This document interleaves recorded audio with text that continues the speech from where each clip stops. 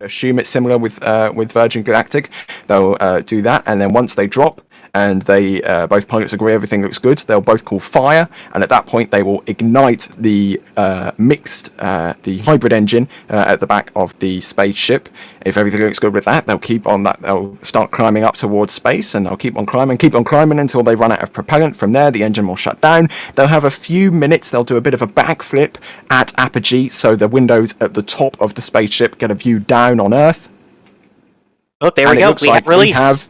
We have release. This is Jack's feed, I believe, and the two feeds are a little bit different, but we have release of Spaceship 2.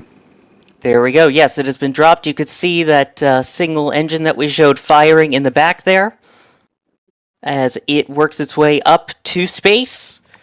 Again, that is expected to get up to an altitude of about 80 kilometers, which should provide the crew, once they get there inside, about 3 or 4 minutes or so worth of microgravity. Again, you can tell that angled nozzle from that previous shot going upward. You can see the current configuration, at least, of it. And so far, everything looks good. The crew on board seems to be doing well. And that also doing a fantastic job here. Absolutely. You can see it appears to do slight rotation, as Ryan was just talking about right before the drop. And the reason you saw a little bit of a disparity there is because the Virgin Galactic feeds and Jack's feeds are a little bit different. But there you go. Looks like the burn has finished up there. And Spaceship 2 is now gliding, well, not gliding, but momentuming its way up towards apogee. I believe the term is coasting. Coasting. There you go. I didn't have the word in my head. Momentuming does the same thing. You know what I meant. You know what I meant. Absolutely. But yes, that looks like the burnout. And as you can see, the crew is now out of their seats, getting a chance to experience. The seatbelt sign has been turned off. We recommend keeping your seatbelts fastened. All of that spiel.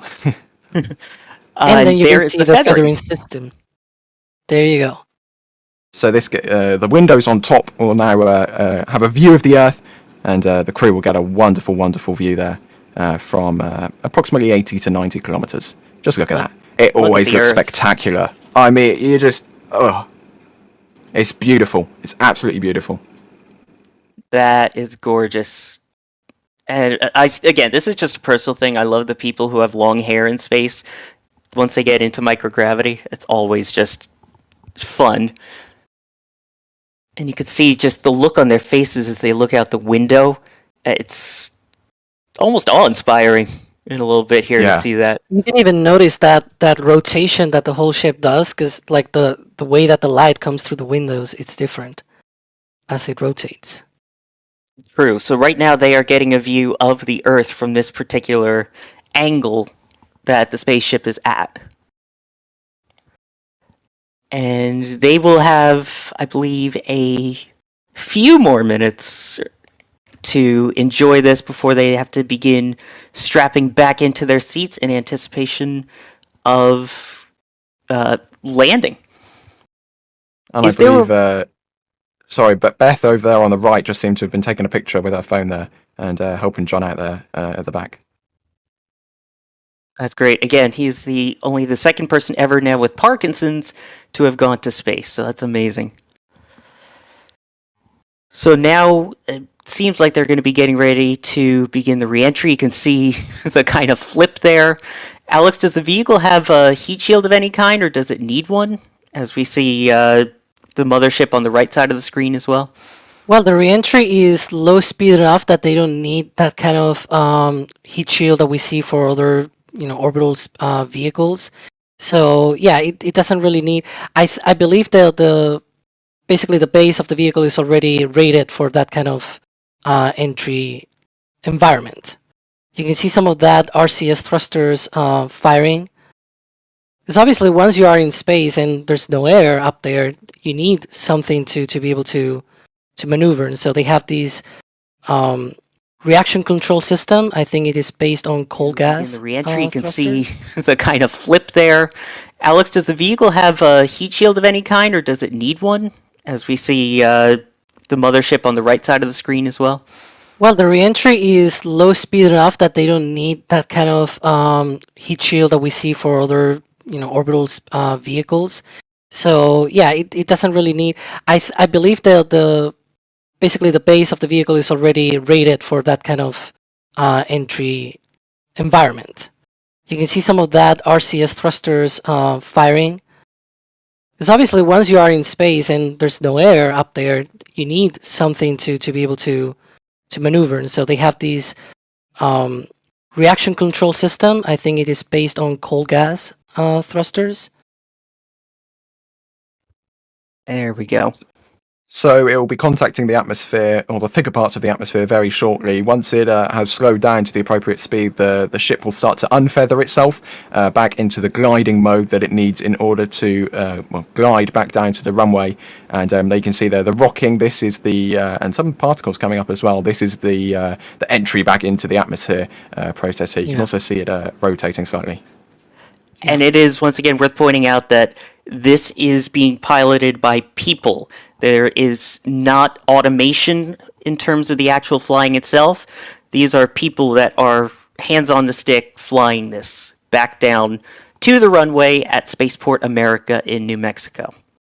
And this kind of rocking back and forth, we saw it on the last flight as well. That is a thing that we've seen on previous flights, not a weird thing or anything. But you can see it's pretty much stable. It's actually falling like a feather. That's why it's called the feathering system. Because it's just passively going through re-entry there. I believe that is Jack tracking this as well for us from the ground, if I can tell correctly from this. This looks a little bit, no offense to Jack, but it looks a little bit robotic. So I'm gonna. This could also be a Virgin Galactic a clean feed that we have here. But yeah, whoever it is a good tracker. A good job is glinting very prettily off from the sun here. It looks very graceful from this perspective. Yeah, that was a recent change that they did to Unity, right? Like I think it was like 3 flights ago. They rebranded the whole company. They went from kind of the old kind of a blue iris looking thing to now like a purple gradient kind of deal, which kind of I believe it's meant to reenact the kind of like the changes in the color of the atmosphere as you go up. It goes from like light blue and then gets darker and then turns to like a deep purple. Well, I like the purple. That's actually it. That's exactly the reason. Along those lines, I did see a question from someone here asking, do they have parachutes on board? If for some reason something happens at this moment, do you think would they have parachutes, or is it just a glide back down to the runway with what you've got here? I believe on Galactic 01 they did have parachutes, and I think they also had them. I'm just scrolling back now to the feed we got from inside the cabin. I believe their backpacks are parachutes. That has been confirmed, but I believe that is what those backpack apparatus were. So I believe they did have them. Yes, and thankfully not needed, as you can see it descending continually through the clouds there as well.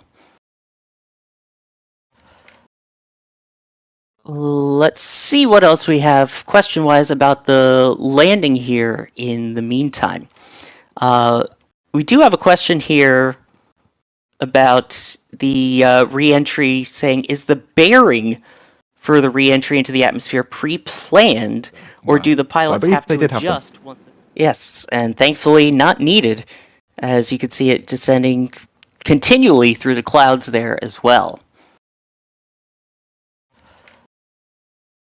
Let's see what else we have question-wise about the landing here in the meantime.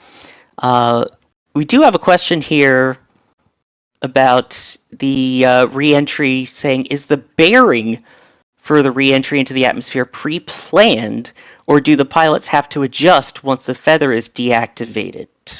Alex, I'll put that one to you.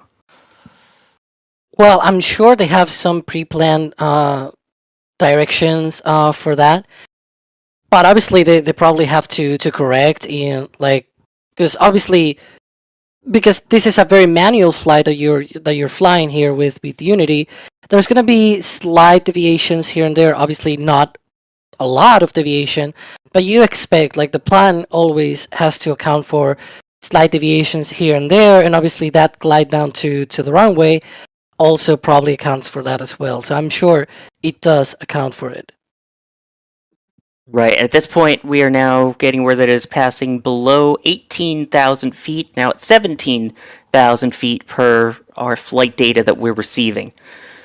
So they don't have any flaps like we talked about, or they don't put anything up to slow the vehicle down. So how exactly do they get down onto the runway at a slow enough speed, considering how fast they've been going? Ryan, how does that work? Well, they obviously plan where they're going to be doing their loops with the mothership to plan the drop, and they have their zone set out by the FAA. And once they drop and ignite, they go up to their apogee. What was it, 88 kilometers? And from there, they really just have to target at the runway. They need to manage the energy, their forward energy with their downward energy. It does it's bleed all a off big any balance. excess speed. It's similar to what the space shuttle used to do. It was called the hack, the heading alignment circle, where after they would do their S turns, banking left, banking right, slow down, it did one final turn to line itself up with the runway. That would be a final effort to bleed off any of that extra energy and speed, while, in addition, lighting it up with the runway, which appears to There's be the what we're chase seeing plane here. as well. Yeah, The so ground that was getting a a lot very closer. yeah, there was a very sharp bank to the left there, and the flight tracking data is a little bit wonky here, but the ground is steadily approaching. They've stopped banking. They are straight lined up now, and I believe we have a fantastic image. There's the runway, and it looks like we should, fingers crossed, get a butter landing for Spaceship 2. Little bit of a float there, and as it slows its rate of descent right down there, and it looks like we now just about have touchdown of Spaceship 2.